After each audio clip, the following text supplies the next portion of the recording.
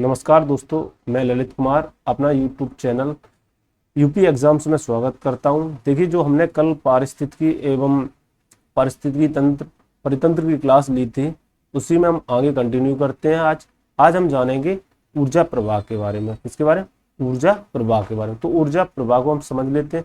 खास श्रृंखला में ऊर्जा का एक पोषक स्तर से दूसरे पोषण स्तर में क्रमबद्ध स्थानांतरण ऊर्जा प्रवाह कहलाता है। तो आइए हम इसे लिख लेते हैं। खाद्य श्रृंखला में ऊर्जा का एक पोषण स्तर से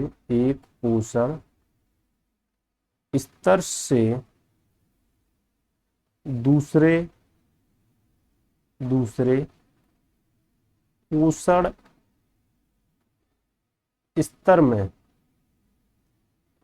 पोषण स्तर में क्रमबद्ध स्थानांतरण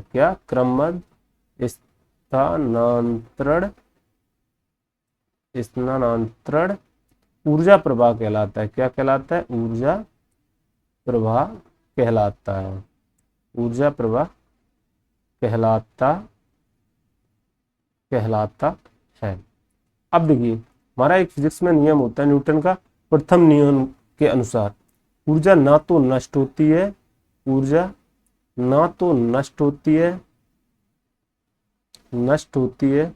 ना ही उत्पन्न होती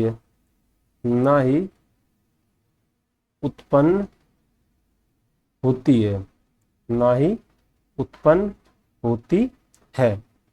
यह किंतु एक अवस्था से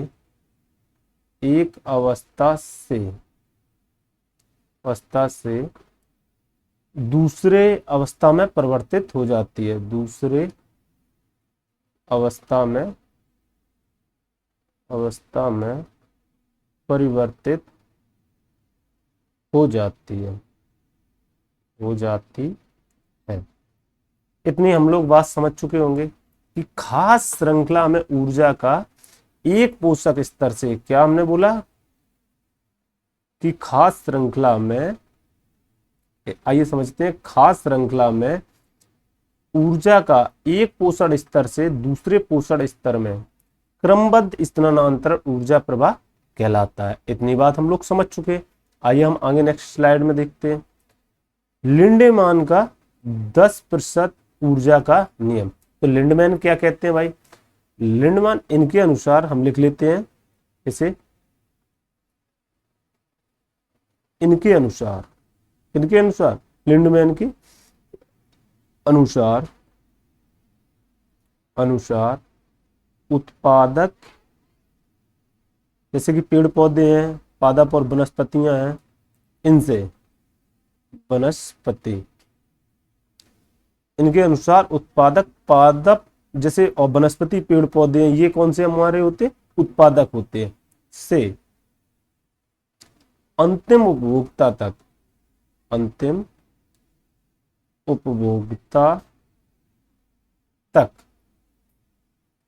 खाद्य श्रृंखला के प्रत्येक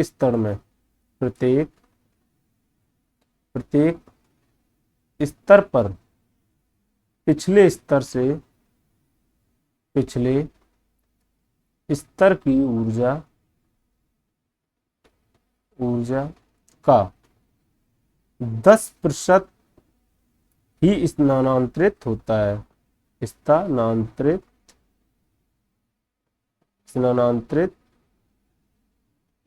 हो पाता है। शेष 90% ऊर्जा का ह्रास होता है।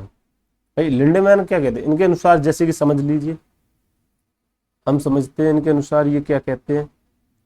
इनके अनुसार अगर हम समझें तो क्या कहते हैं, जैसे ये कोई पेड़ पौधा है, ये समझ लीजिए एक पौधा है, यहाँ पे इसे कौन खाएगा? इसे जैसे मान लो टिड्डा ने खा लिया। किसने? टिड्डे ने खा लिया। इसके बाद आगे देखिए, यहाँ पे देखो इसे ऊर्जा कहाँ से मिलेगी, ये भाई भोजन अपना कैसे बनाएगा, तो यहाँ सूर्य है, सूर्य से इसने भोजन बनाया, टिड्डा ने इसे भोजन बनाया, और टिड्डा को मान लो खा गया कौन, कौन खाएगा भाई, छिपकली खा गई, कौन खा गई, छिपकली टिड्डे खा गई, तो छिपकली को कोई और खा जाएगा आगे भाई, आगे भी तो छिपकली को खा जाएगी, मान लो सांप ने खा लिया। ऐसे अब जब हम खाएंगे हर एक स्तर पर, जब ये खाते चले जाएंगे तो यहाँ का यहाँ पे 10% ऊर्जा, यहाँ से यहाँ पे 10% ऊर्जा जाएगी, यहाँ से इसकी 10% ही ऊर्जा जाएगी, बाकी जो 90% ऊर्जा है वो हास हो जाएगी, क्या हो जाएगी, खत्म हो जाएगी। यही लिंडेमैन का 10% का नियम है। इससे कई बार यूपी टेट में क्वेश्चन आया हुआ है, इसलिए इसे बहुत अच्छे तरीके से पढ़ के जाए और समझ के जाए। और इसमें हमने आगे जो यूपी टेट में विगत वर्षों में क्वेश्चन आए हुए हैं इस टॉपिक से संबंधित, वो भी हम कराएंगे। आइए आगे चलते हैं, देखते हैं स्लाइड में। पोषक स्तर, अब हम बात करेंगे किसकी, पोषक स्तर की, किसकी भाई, पोषक स्तर की। आइए इसके हम समझ लेते हैं पोषक स्तर। आहार श्रृंखला में, आहार श्रृंखला में, श्रृंखला में 4 पोषक स्तर होते हैं। कौन से होते हैं, 4 पोषण स्तर होते हैं। कितने होते हैं भाई, 4 होते हैं। इतनी बात हम लोगों ने जान ली, 4 होते हैं। कौन कौन से होते हैं ये भी हम लोग जान लेते हैं। तो सबसे पहले हम देखते हैं नंबर 1 पे कौन होता है, सबसे नंबर 1 पे होता है उत्पादक। कौन होता है, उत्पादक। ये कौन से होते हैं, स्वपोषी। हम पीछे क्लास में पढ़ भी चुके हैं ये सारी चीजें, लेकिन इनसे संबंधित हम चल रहे हैं।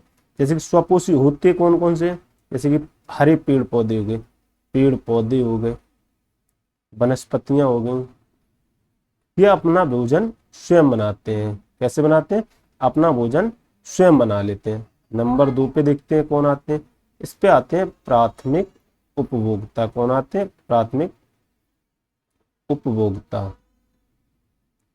प्राथमिक उपभोक्ता आते हैं। ये कैसे होते हैं, ये शाकाहारी होते हैं। कैसे होते हैं भाई, शाकाहारी होते हैं। कैसे होते हैं, शाकाहारी होते हैं। भाई प्राथमिक जो उपभोक्ता है वो कैसे होते हैं, शाकाहारी, क्योंकि ये पेड़ पौधों को खाते हैं। किसे खाते हैं, पेड़ पौधों को खाते हैं। इतनी बात हम लोग समझ गए। अब तीसरा क्वेश्चन हम लोग तीसरा देख लेते हैं, द्वितीयक। कौन से, द्वितीयक उपभोक्ता। इसमें कौन से आते हैं, द्वितीयक उपभोक्ता आते हैं। ये कैसे होते हैं, ये इन्हें खा जाएंगे, तो ये कैसे होते हैं, मांसाहारी होते हैं। कैसे होते हैं, मांसाहारी होते हैं। आगे चौथा स्तर क्या होता है इनका, तृतीयक उपभोक्ता। कौन से, तृतीयक उपभोक्ता। इतनी हम लोग बात समझ गए। तृतीय उपभोक्ता कैसे होते हैं, कि उच्च मांसाहारी होते हैं। कैसे, उच्च मांसाहारी। समझिए कैसे, जैसे कि मान लो कोई पेड़ पौधा होगा, उसे खा लिया बकरी ने, किसने खा लिया, बकरा ने। बकरा कौन खा गया, भेड़िया खा गया, और भेड़िया कौन खा जाएगा, मांसाहारी। अब मांसाहारी जो शेर है, मान लो शेर किसे खाएगा, इसे भी खा सकता है और इसे भी खाए, लेकिन पेड़ पौधे वनस्पतियां खाएगा, नहीं खाएगा। तो वो प्राथमिक उपभोक्ता और द्वितीयक उपभोक्ता को भी अपना भोजन बना लेता है। तो वो कैसा होता है, उच्च क्वालिटी का मांसाहारी होता है, उसे मांस ही चाहिए। इतनी बात हम लोग समझ चुके होंगे। इसी में हम देख लेते हैं पोषक स्तर पर, आगे समझिए स्लाइड, आगे हम समझ लेते हैं पोषक स्तर, पोषण स्तर, पोषण स्तर की अन्योन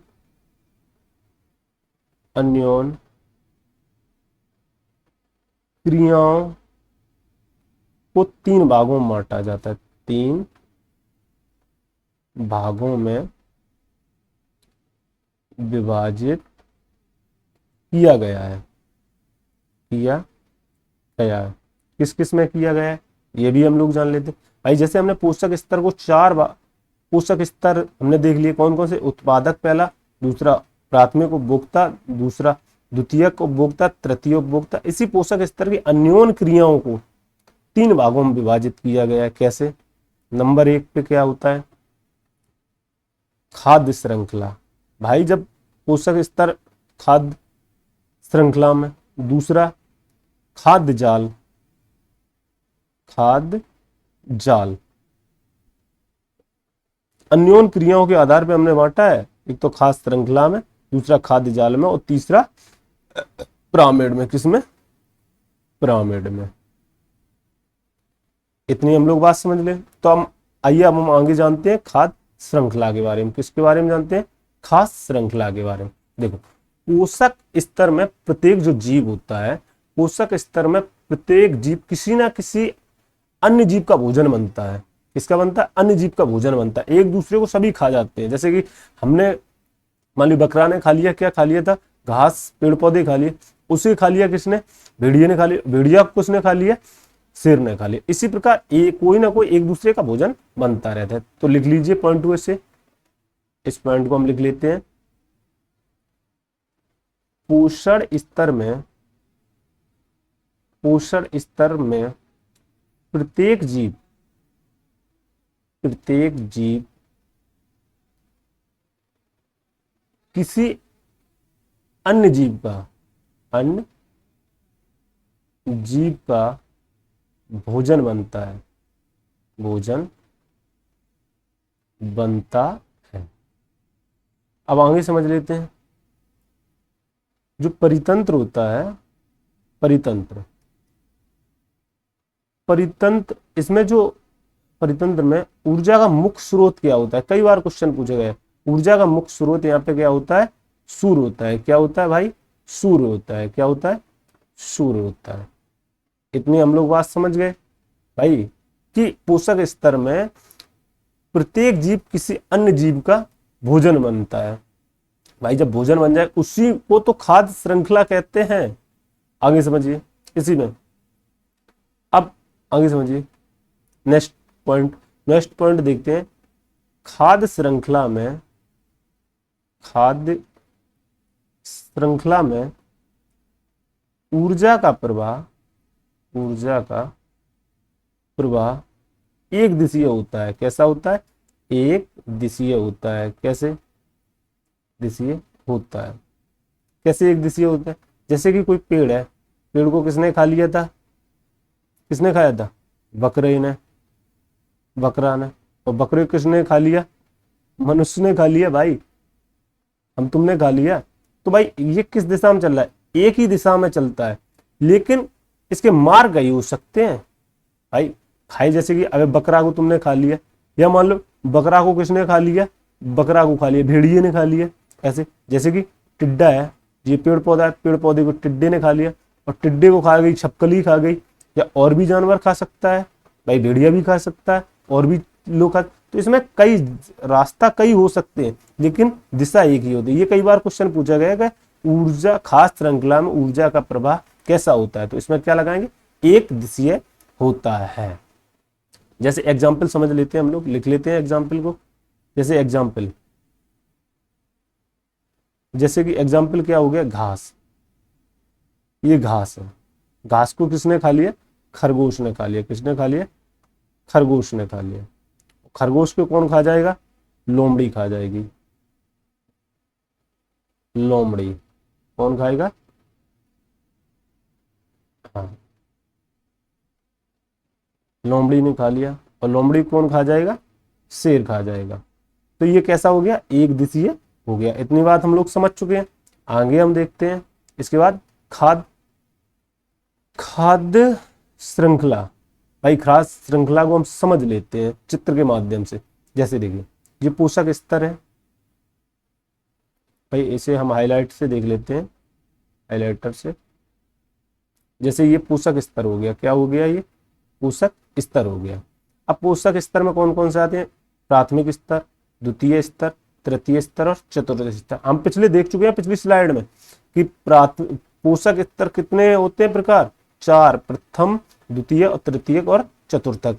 प्रथम में कौन आते हैं? उत्पादक आते हैं प्रथम में। द्वितीय में कौन सा आता है? प्राथमिक उपभोक्ता आते हैं। तृतीयक में कौन सा आता है? द्वितीय उपभोक्ता। और चतुर्थ में कौन सा आता है? तृतीय उपभोक्ता। अब समझ लेते हैं हम। जैसे कि ये प्लांट है, पौधे। अब पौधे को हो सकता है बकरी खा जाए, हो सकता है खरगोश भी खाए, हो सकता है क्या खाएंगे भाई? बकरी भी खाएगी, खरगोश भी खाएगी। और बकरी को खा गया कौन? लोमड़ी। कौन खा गया? लोमड़ी। और समझ लिए कि बकरे को खा गया कौन? बाघ खा गया। ठीक है, इन दोनों को कौन खा गया? शेर खा गया। ये उच्च उच्च श्रृंखला का होता है, ये उच्च मांसाहारी होता है, उच्च स्तरीय ये मांसाहारी होता है। कौन से? पिछली स्लाइड में हमने समझा था। ये जो होते हैं पादप होते हैं, जो प्राथमिक तुम्हारा स्तर का जो उत्पादक होता है वो होता है स्वपोषी हुआ है, अपना भोजन स्वयं बनाता है। इसके बाद जो द्वितीयक प्राथमिक उपभोक्ता होता है, प्राथमिक उपभोक्ता होता है वो कैसा होता है? शाकाहारी होता है। और जो द्वितीयक उपभोक्ता होता है वो कैसा होता है? प्राथमिक मांसाहारी होता है। और जो तृतीयक उपभोक्ता होता है वो द्वितीयक मांसाहारी होते हैं। ये दोनों मांसाहारी, जरूरी नहीं है ये ऐसे ही खाए। शेर हो सकता है बकरे को भी खा जाए या खरगोश को भी खा ले। ठीक है, तो ये द्वितीय मांसाहारी हो गया। इधर समझ लेते हैं, जैसे कि उत्पादक है घास। घास भाई, घास को कैसे ऊर्जा मिलेगी? सूर्य बाबा से, सूर्य से, जल से ये ऊर्जा मिलेगी। अब इसे खा जाएगा टिड्डा घास को, ये कौन हो गया? प्राथमिक उपभोक्ता हो गया। इसे खा गया मेढक, मेढक कैसा हो गया? द्वितीय उपभोक्ता हो गया। और मेढक को खा गया सांप, ये कैसा हो गया? तृतीय उपभोक्ता हो गया। इसे खा गई चील, ये कैसा हो गया? शीर्ष उपभोक्ता। अब चील जब मर जाएगी तो इसे कौन, इसका कार्बनिक पदार्थ में कौन तोड़ेगा? अपघटन कौन करेगा? ये कवक कर लेगा। ये भाई जब खा जाएगा इसके बाद ये क्या हो जाएगा? अपघटक बन जाएगा। ये कवक है जैसे कि। ठीक है, आगे हम नेक्स्ट स्लाइड में समझ लेते हैं खाद्य जाल के बारे में। तो खाद्य जाल के बारे में हम समझते हैं कि खाद्य जाल क्या है। अब देखिए, परितंत्र में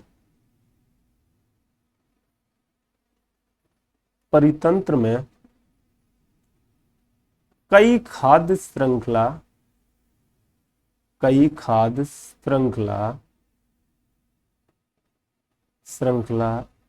एक दूसरे से संबंध मिलकर खाद्य जाल का निर्माण करते हैं। किसका? खाद्य जाल का निर्माण करते हैं। भाई समझिए इस चीज को, जैसे कि परितंत्र में कई खाद्य जाल, कई खास श्रृंखला, परितंत्र में कई खास श्रृंखला, भाई क्या कह रहा है? परितंत्र में कई खाद्य श्रृंखला एक दूसरे से संबंध मिलकर खाद्य जाल का निर्माण करते हैं। खास श्रृंखला हम पीछे स्लाइड में देख चुके हैं, खास श्रृंखला के बारे में समझ लिए। खास श्रृंखला ये हमारी खास श्रृंखला होगी। अब इसको मिलकर किसका होगा? खाद्य जाल का निर्माण होगा। आइए हम नेक्स्ट देख लेते हैं। आगे हमारा क्या दिया हुआ है, आगे हम समझते हैं। एक इतनी हम खाद्य जाल की बात हम कर चुके हैं।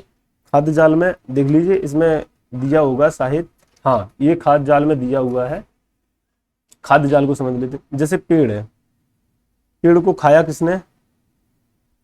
पेड़ को खा लिया जिराफ ने, बकरी भी खा सकती है। तो इसके कई तंत्र हो जाएंगे।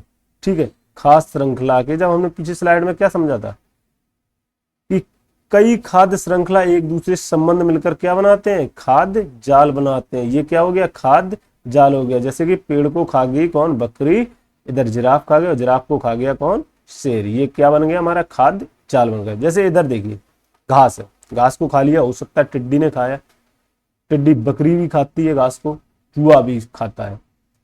अब आगे समझिए, टिड्डी खा गया मेढक, इधर बकरी को खा गया कौन? शेर। अब खाद्य श्रृंखलाएं हैं ये। अब खाद्य श्रृंखलाएं देखिए, यहां से घास को खा रहा है, चूहा भी खा रहा है, टिड्डा भी खा रहा है, इधर बकरी भी खा रही है। तीन लोग खा रहे हैं इसको। जब तीन लोग इसे खा रहे हैं तो ये क्या हो गया? जब खाद्य, हमने पीछे स्लाइड में क्या समझा था? खास श्रृंखला से कई खास संग्रह आपस में मिलकर खाद्य जाल का निर्माण करते हैं। तो इसे खा लिया। अब चूहे को खा गया सांप। अब देखिए, इधर घासी को खा गया कौन? हिरण खा गया। अब देखिए यहाँ पे कि सांप को खा गया कौन? मोर। मोर को खा लिया किसने? चीता ने। हिरण को भी खा लिया किसने? चीता ने। अब मेढक को इधर खा गया चील। अब बकरी अब बकरी को भी चील खा सकता है, ठीक है, बकरी चील को, जो चील है वो बकरी को खा जाएगी। इधर चीते ने खा लिया बाज को, चीते ने किसने खा लिया, बाज को। ये हमारा क्या बन गया, खाद्य जाल बन गया। आगे हम समझते हैं, आगे आ गया पारिस्थितिकी पिरामिड। अब हम पिरामिड के बारे में समझते हैं, पिरामिड क्या होते हैं। देखिए, पारिस्थितिकी पिरामिड की संकल्पना, इसमें पॉइंट लिख लेते हैं हम कुछ, जो मैं, क्योंकि पेपर में नोट्स भी बनाना जरूरी है पेपर के लिए। देखो, पारिस्थितिकी पारिस्थितिकी पारिस्थितिकी पिरामिड की संकल्पना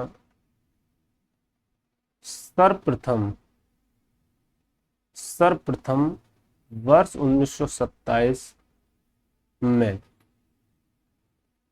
चार्ल्स एल्टन ने दी थी। इसे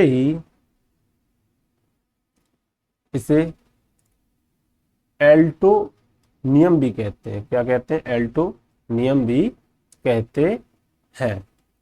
भाई कभी क्वेश्चन हमसे पूछ ले अगर कि पारिस्थितिकी पिरामिड को और किस नाम से जानते हैं, तो हम क्या बता देंगे, और किस नाम से जानते हैं, एल्टो नियम के नाम से जानते हैं। ये संकल्पना कब दी गई, 1927 में दी गई। इतनी बात हम लोग समझ गए। आगे हम देखते हैं। अब देखिए, पिरामिड के प्रकार हम देख लेते हैं। पिरामिड के प्रकार कौन कौन से प्रकार होते हैं पिरामिड के। एक तो होता है संख्या पिरामिड,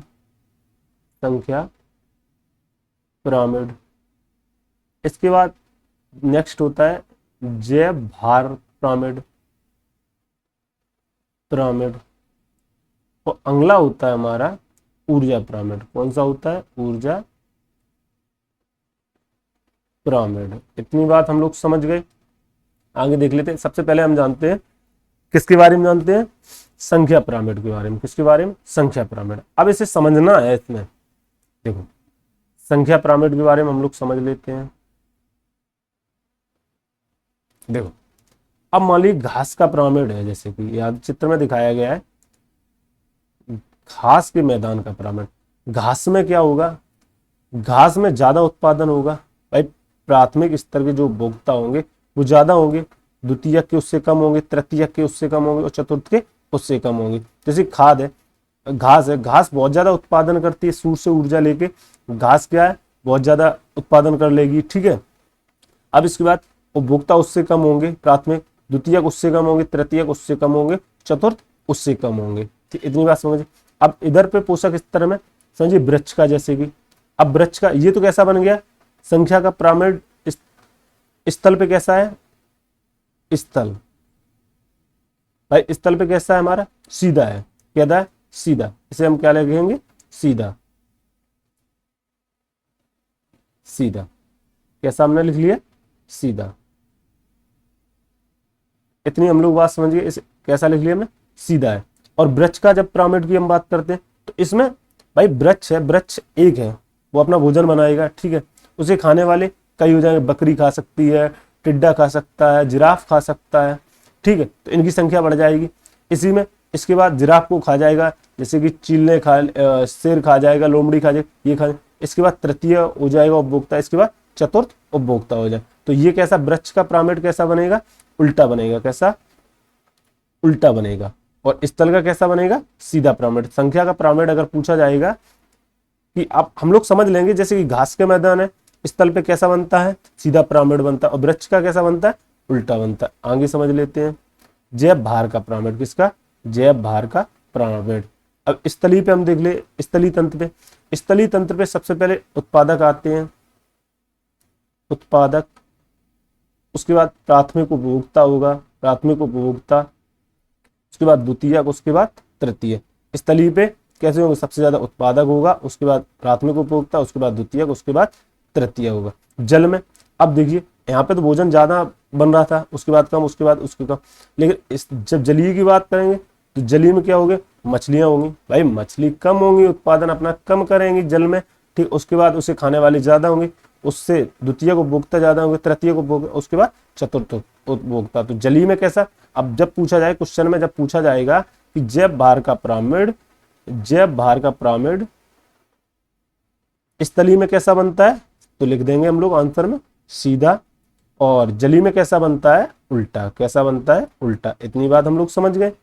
आगे समझ लेते हैं ऊर्जा पिरामिड। अब बात करते हैं हम ऊर्जा पिरामिड की। तो ऊर्जा पिरामिड सदैव सीधा बनता है। कैसा बनता है, इसमें पॉइंट एक लिख लेते हैं हम लोग। ऊर्जा पिरामिड सदैव सीधा बनता है। कैसा बनता है, सीधा बनता है। अगर वही हमसे पूछ लिया जाए नेक्स्ट स्लाइड में, पीछे क्या पूछा है, देखो तीनों समझ लेते हैं। संख्या पिरामिड स्थल पे कैसा बनेगा, सीधा बनेगा। जब वृक्ष का बात कर दिया जाए या जल में बात कर दिया तो उल्टा बन जाएगा। इसी प्रकार से जैव भार का पिरामिड स्थल पे सीधा हो जाएगा और जल में कैसा हो जाएगा, उल्टा हो जाएगा। लेकिन जब हम ऊर्जा पिरामिड की बात करेंगे तो ऊर्जा पिरामिड सदैव सीधा बनता है। इतनी बात हम लोग समझ गए। अब इसे चित्र के माध्यम से देख लेते हैं। ऊर्जा देखिए,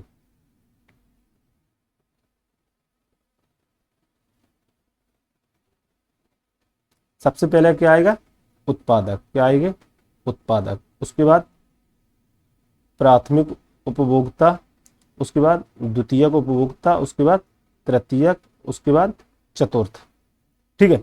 अब इसमें क्या होगा, ऊर्जा का पिरामिड कैसा बनेगा, सबसे ज्यादा उत्पादन जो करता है, जैसे कि पेड़ पौधे उत्पादन ऊर्जा के, हमने लिंडेमान का नियम पढ़ा था, 10% लिंडेमान का नियम। इसमें क्या होता है, प्रत्येक पोषक स्तर में ऊर्जा का सिर्फ 10% ही स्थानांतरित होता है, बाकी 90% जो होता है वो ह्रास हो जाता है। तो उत्पादक पे ऊर्जा सबसे ज्यादा होगी। जैसे मान लीजिए इस पे 10,000 हो गई ऊर्जा, ठीक है। अब इसका सिर्फ 10% ही तो अगले में ट्रांसफर होगी। लिंडेमान क्या कहता है, 10% इसमें, तो इसका कितनी कम हो जाएगी, सिर्फ कितनी इसके पास जाएगी, इसके बाद 1,000 जाएगी, फिर इसके पास 100 ही जाएगी, 10% कम हो जाएगी। इसके बाद 100 के बाद हाँ इस पे 10 जाएगी, ठीक है। इतनी बात हम लोग समझे। तो ऊर्जा का ये कैसा है, ऊर्जा का घटता क्रम, घटता क्रम। तो सबसे ज्यादा जो होती है ऊर्जा वो उत्पादक के पास होती है, फिर प्राथमिक उपभोक्ता, फिर द्वितीयक और फिर तृतीयक के पास होती है। इतनी बात हम लोग समझ गए हैं। तो जब भी पूछा जाए कि ऊर्जा का पिरामिड कैसा बनता है तो हम बताएंगे हमेशा सदैव सीधा पिरामिड बनता है। इतनी बात हम लोग समझ गए। अब आगे देखते हैं। आगे हमारे क्वेश्चन है जो इस टॉपिक से हमने संबंधित है, वो हम क्वेश्चन सॉल्व करेंगे। आइए हम क्वेश्चनों के बारे में देख लेते हैं। क्वेश्चन क्या है, सबसे पहला क्वेश्चन दे रखा है कि खास श्रृंखला फूड चेन में मानव है। मानव कैसा है भाई, बताइए कैसा है, प्राथमिक तथा द्वितीयक उपभोक्ता। कैसा है, प्राथमिक तथा द्वितीयक उपभोक्ता है। कैसा है, प्राथमिक तथा द्वितीयक है। कैसा है, प्राथमिक तथा द्वितीयक। वो कैसे हुआ, और ये भी समझ लेते। कुछ लोग तो मान लीजिए शाकाहारी होते हैं, कुछ लोग कैसे होते हैं, शाकाहारी होते हैं, लेकिन कुछ लोग कैसे होते हैं, मांसाहारी होते हैं। तो कैसा हो गया, प्राथमिक भी हो गया और द्वितीयक भी हो गया, क्योंकि कुछ लोग शाकाहारी और कुछ लोग मांसाहारी होते हैं। उत्पादक कौन होते हैं, उत्पादक कौन होते हैं, पेड़ पौधे होते हैं उत्पादक, पेड़ पौधे। ये हम लोग देख चुके हैं, पीछे समझ चुके हैं। केवल प्राथमिक उपभोक्ता, भाई शाकाहारी जो होते हैं वो प्राथमिक उपभोक्ता, जैसे कि बकरी है, बकरी हो गई, टिड्डा हो गया, ये हमारे कैसे हैं, प्राथमिक है। द्वितीयक में जैसे कि सांप हो गया, ये जो मांस खाते हैं और वैसा भी खाते हैं। इतनी बात हम लोग समझ गए। आगे नेक्स्ट देख लेते हैं। प्रथम पोषक स्तर के अंतर्गत आते हैं। भाई प्रथम के पोषक स्तर के अंतर्गत कौन आते हैं, कौन आते हैं भाई, प्राथमिक पोषक स्तर में कौन से आते हैं, हरित पादप, क्योंकि ये स्वपोषी होते हैं, ये अपना भोजन स्वयं बनाते हैं। प्राथमिक पोषक स्तर में कौन आते हैं, सबसे पहले आते हैं पेड़ पौधे आते हैं। इतनी बात हम लोग समझ चुके हैं। उत्पादक आते हैं। आगे जैविक घटक एवं अजैविक घटक के मध्यस्थ का काम कौन करता है, कौन करता है भाई, ये हम समझते हैं। तो इसका आंसर राइट जवाब क्या हो जाएगा, उत्पादक। कौन होता है? उत्पादक। जैविक घटक और अजैविक के मध्यस्थ का काम, क्योंकि जैविक घटक और अजैविक घटक, ये बात हम लोग समझ चुके थे। ठीक है, आगे हम समझते हैं नेक्स्ट। एक घास स्थलीय पारिस्थितिकी तंत्र में खास श्रृंखला में विभिन्न घटकों का क्रम बताइए। भाई इसका आंसर क्या हो जाएगी? जैसे घास है, घास किसे खाएगा? टिड्डा। टिड्डा कौन? मेढक। मेढक को कौन? सर्प खाएगा। ठीक है, अब इधर देखिए आगे, जैसे घास है, घास को कौन? टिड्डा। टिड्डा को सर्प। सर्प को मेढक खाएगा? नहीं। तो ये आंसर होगा? नहीं होगा। टिड्डा है, टिड्डे को कौन खाएगा? मेढक खाता है टिड्डे को, खा जाएगा। मेढक को घास खाएगी? नहीं खाएगी, ये भी गलत हो जाए। टिड्डा, टिड्डे को सर्प में, सर्प को मेढक खाता है? नहीं, गलत। फिर घास खाता? नहीं। तो क्या राइट जवाब हमारा क्या हो जाएगा? राइट जवाब हमारा हो जाएगा ए ऑप्शन। क्या हो जाएगा? A option. क्या हो जाएगा हमारा? A option. आगे देखते हैं नेक्स्ट स्लाइड में। इनमें से कौन खास श्रृंखला का निर्माण करता है? खास श्रृंखला कौन बनाएंगे? सबसे पहले उत्पादक होना चाहिए। क्या होना चाहिए? उत्पादक। उत्पादक के बाद प्राथमिक उपभोक्ता, फिर द्वितीयक और फिर तृतीयक होना चाहिए। कौन सा होना चाहिए? तृतीयक होना चाहिए। अब देखिए घास, गेहूं, आम, ये तो हो नहीं सकता। घास को खाएगा बकरा, बकरे को आदमी खाया जाए, ये हो सकता है। आगे देखते हैं, बकरा, बकरे को कौवा खाता है, कौवे को हाथी खाता है, बिल्कुल गलत। घास, घास को मछलियां खाती हैं, मछली को बकरा खाता है, बिल्कुल गलत। तो कौन सा राइट जवाब हो जाएगा? बी। बी ऑप्शन हमारा कैसा हो जाएगा? सही आंसर हो जाएगा। इतनी बात हम लोग समझ चुके। आगे देखिए नेक्स्ट स्लाइड में, ये सब आए हुए हैं यूपी टेट में क्वेश्चन। निम्नलिखित में से कौन सा जैव मंडल का अजैविक घटक नहीं है? अजैविक का मतलब जो सांस लेता है, भाई जो सांस लेता है, जो अजैविक, अजैविक घटक नहीं है की बात कर रहा है। तो प्रोटीन हमारा कौन सा है? अजैविक घटक है। मृदा कौन सा है? अजैविक घटक है। फास्फोरस कौन सा है? अजैविक घटक। लेकिन कवक हमारा कैसा है? अजैविक घटक नहीं है। आगे नेक्स्ट स्लाइड में देख लेते हैं।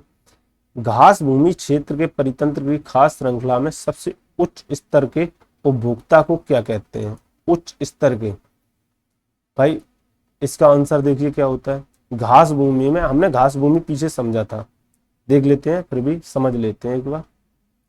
जैसे ये घास भूमि का हमने परितंत्र खास श्रृंखला में सबसे उच्च स्तर घास भूमि के क्षेत्र में परितंत्र खास श्रृंखला का, तो खास श्रृंखला में सबसे नीचे कौन से आते हैं? उत्पादक आते हैं। उत्पादक के बाद क्या हमने बताया था? प्राथमिक उपभोक्ता, उसके बाद द्वितीयक, उसके बाद तृतीयक। ठीक है, तो इसमें क्या आ जाएगा? उच्च स्तर पे कौन से होंगे? मांसाहारी होने चाहिए। कौन से होने चाहिए? मांसाहारी। कौन से होने चाहिए? मांसाहारी होने चाहिए। लेकिन ये विवादित थोड़ा क्वेश्चन रहा है, जब यूपी टेट में आया तो इसका आयोग, जो इलाहाबाद हाई कोर्ट है, उसने इसका आंसर जीवाणु माना था। ठीक है, लेकिन जीवाणु इसका नहीं होगा, मांसाहारी होगा। अब आप समझ लीजिए इस क्वेश्चन को, आगे देख लीजिए। मांसाहारी एवं शाकाहारी परिस्थितिकी तंत्र में ऊर्जा का मुख्य स्रोत कौन है? भाई हम ऊर्जा शाकाहारी या मांसाहारी दोनों के लिए, भाई किस पे हम लोग डिपेंड है? पेड़ पौधों पे डिपेंड है। पेड़ पौधों को ऊर्जा कहाँ से मिलती है? सूर्य से, सूर्य प्रकाश से मिलती है। इतनी बात हम लोग समझ चुके। ठीक, आगे देखते हैं हम नेक्स्ट स्लाइड में। किसी खास श्रृंखला में शाकाहारी होते हैं। शाकाहारी कौन होते हैं? भाई ये जैसे बकरी है, बकरी किसे खाती है? घास को। तो ये किस में आती है बकरी? और टिड्डा किस में आता है? प्राथमिक उपभोक्ता में। किसमें? उत्पादक नहीं होगा, क्योंकि उत्पादक तो अपना भोजन स्वयं बनाता है। इसलिए इसका क्या राइट आंसर हो जाएगा? B option. इतनी बात हम लोग समझ गए। आगे देखते हैं नेक्स्ट स्लाइड। पारिस्थितिकी तंत्र में तत्वों के चक्रण को क्या कहते हैं? इसमें क्या कहते हैं? रासायनिक चक्र, भूगर्भीय चक्र, भू रासायनिक चक्र, किसे कहते हैं? तो जैव भू रासायनिक चक्र कहते हैं। जैव भू रासायनिक चक्र। इतनी बात हम लोग समझ गए। आगे नेक्स्ट देख लेते हैं। निम्नलिखित में से किसे सर्वाधिक जैव विविधता पाई जाती है? जैव विविधता किसमें सबसे अधिक पाई जाती है? उष्णकटिबंधीय सदाबहार वर्षा बायोम में।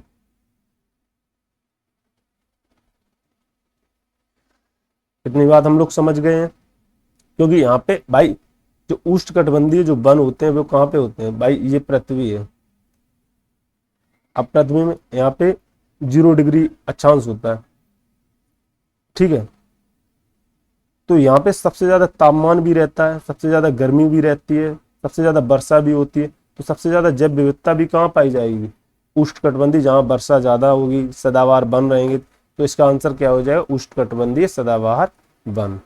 आगे देख लेते हैं। जब मोर सांप को खाता है और सांप कीड़ों को खाता है और कीड़े हरे पेड़ पौधों को खाते हैं तो मोर पोषक स्तर है। आइए इसको हम समझ लेते हैं। भाई ये देखो, इसमें क्या कहा? जब मोर सांप को खाता है, मोर है, इसमें दिख नहीं रहा होगा, मोर है, जैसे मोर किसे खाएगा? मोर खाएगा किसे? सांप को, सांप को खा लेगा। अब आगे क्या करे?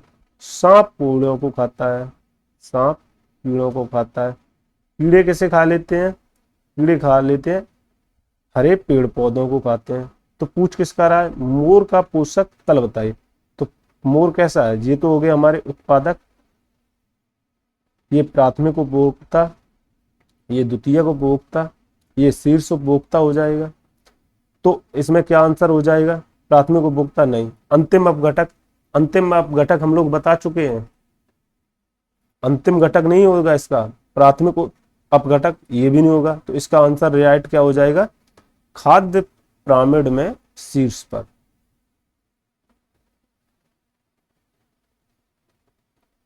आगे देखिए नेक्स्ट स्लाइड में, निम्नलिखित में से सर्वाधिक उत्पादन पारिस्थितिकी तंत्र है। तो इसका आंसर तो हम ये भी आए हुए हैं सारे क्वेश्चन। तो इसका आंसर क्या हो जाएगा? उष्णकटिबंधीय वर्षा वन। जहाँ पे सबसे ज्यादा वर्षा होगी, जहाँ पे पेड़ पौधे सबसे ज्यादा होंगे, वही कैसा होगा? पारिस्थितिकी तंत्र होगा। आगे नेक्स्ट सवाल है, खास श्रृंखला में परस्पर समूह को कहा जाता है। भाई अभी हमने पीछे खास श्रृंखला के परस्पर समूह को क्या कहते हैं? तो खाद्य जाल कहते हैं। क्या कहते हैं? खाद्य जाल। अभी हमने पीछे क्वेश्चन थ्योरी पढ़ी थी, ये आया हुआ क्वेश्चन है, ये देखो उससे सॉल्व हो जाएगा। आगे देखिए नेक्स्ट, निम्नलिखित में से कौन सा द्वितीय श्रेणी का उपभोक्ता है? तो हाथी कैसा है? शाकाहारी, ये नहीं होगा। शेर अंतिम होता है, ये तो मांसाहारी, उच्च क्वालिटी का मांसाहारी। बकरी शाकाहारी, ये नहीं हो। तो सेकंड स्तर का कौन सा हो जाएगा? सांप हो जाएगा, क्योंकि सांप किसे खाता है? मेढक को खाता है। तो ये हमारे पूरे 15 सवाल हो गए। आशा करता हूँ आप लोगों को क्लास अच्छी लगी होगी, इसलिए चैनल को सब्सक्राइब करें, लाइक करें, शेयर करें। धन्यवाद।